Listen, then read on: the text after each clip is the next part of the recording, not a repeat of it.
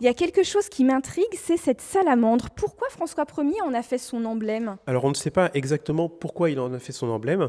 On sait que, par contre, il est choisi assez tôt. Dès 1504, on a une mention de François, alors François d'Angoulême, avec la salamandre comme emblème personnel. Pourquoi la salamandre? Il y a plein d'explications possibles. C'est un animal réel, mais qui a une place importante dans le bestiaire fantastique du Moyen-Âge et de la Renaissance. En choisissant un animal, de toute façon, François Ier, on va dire, vraiment marche dans les pas des grands souverains de l'époque.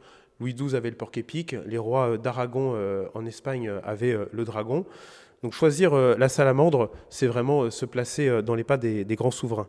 Cette salamandre, on va également la relier à la devise personnelle de François Ier, Nutrisco et extingo, je m'en nourris et je l'éteins. Alors je m'en nourris et je l'éteins, c'est le feu. Et ces feux, ils ont une double lecture. Pour la salamandre, elle s'en nourrit et elle l'éteint, elle est capable de vivre physiquement dans le feu et capable de l'éteindre. Les feux pour François Ier, ça va être les bons feux, la noblesse d'esprit, la bravoure, le courage. C'est le Et panache, puis, en fait. c'est le panache, voilà, il se nourrit de ces bons feux et en même temps, il est capable d'éteindre les mauvais feux que seraient la maladie, la guerre, le déshonneur. Il y a vraiment un rapport totémique entre les princes et leur emblème et cette salamandre, François Ier, elle lui est intimement liée. Il va la conserver jusqu'à sa mort comme emblème.